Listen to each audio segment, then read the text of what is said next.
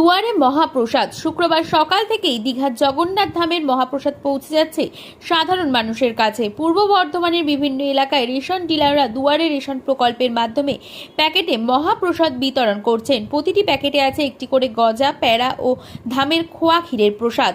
আজ পূর্ব বর্ধমানের ভাতার ও আউশ গ্রামের বিভিন্ন রেশন ডিলারদের মাধ্যমে মহাপ্রসাদ বিতরণ করা শুরু হলো। উৎসাহী মানুষজন লাইন দিয়ে নিচ্ছেন সেই সকল প্রসাদ।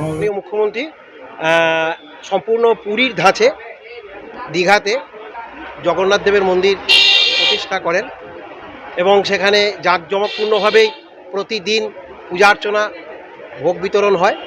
এবং আমাদের মুখ্যমন্ত্রীর ঘোষণা মতো পশ্চিমবঙ্গের সর্বত্র আনাচে কানাচে রেশন ডিলারদের মধ্যে দিয়ে এই প্রসাদ বিতরণী যাতে সাধারণ সর্বধর্ম নির্বিশেষে এবং দলমত নির্বিশেষে সকলের কাছে পৌঁছে দেওয়া যায়। আমাদের দীঘা জগন্নাথ দেবের মন্দিরের প্রসাদ তারই অংশ হিসাবে আমাদের বিল্লগ্রাম পঞ্চায়েত এবং বিল্লগ্রাম আমাদের সমবায়ের মাধ্যমে পুরো এই প্রসাদ বিতরণী চলছে। পুরী ধাঁচেই আমাদের দীঘার জগন্নাথ দেবের প্রসাদ বিতরণ হচ্ছে। এখানে দলমত নির্বিশেষে সব মানুষই একত্রিতভাবে প্রসাদ গ্রহণ করছেন এবং রাজনৈতিকগতভাবেই সকল রাজনৈতিক দলেরই এখানে প্রসাদ নেওয়ার ব্যাপারটা চলছে রেশনের মাধ্যমে। এখানে আমাদের গোটা অঞ্চলে এক প্রকার সবাই, আর এখানে বিল্লগ্রাম সমবায় বা আমাদের রেশনের মাধ্যমে যারা অন্তর্ভুক্ত তারা পাচ্ছে। সবাইকে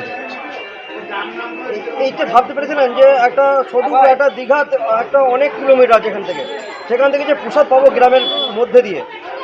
তবে এটা একেবারে অভাবনীয় এবং এটা আমাদের কাছে তো একেবারে দৃষ্টান্ত হিসাবে প্রতিষ্ঠিত যে এইভাবে আমাদের সরকার আনাচে কানাচে মানুষের হাতে জগন্নাথ দেবের প্রসাদ পৌঁছে দেবে এবং প্রতীকী হিসাবে সমস্ত সর্বধর্ম নির্বিশেষে সমস্ত রাজনৈতিক দলের প্রত্যেক ব্যক্তির কাছে যে পৌঁছে দেবে, এটা আমাদের কাছে অভাবনীয়, অতুলনীয়।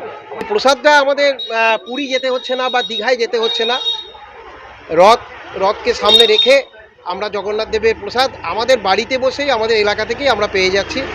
এটাতেও আমরা খুবই খুশি, অত্যন্ত খুশি। আপনার নাম? অসিত ভট্টাচার্য, বিল্লগ্রাম অঞ্চল।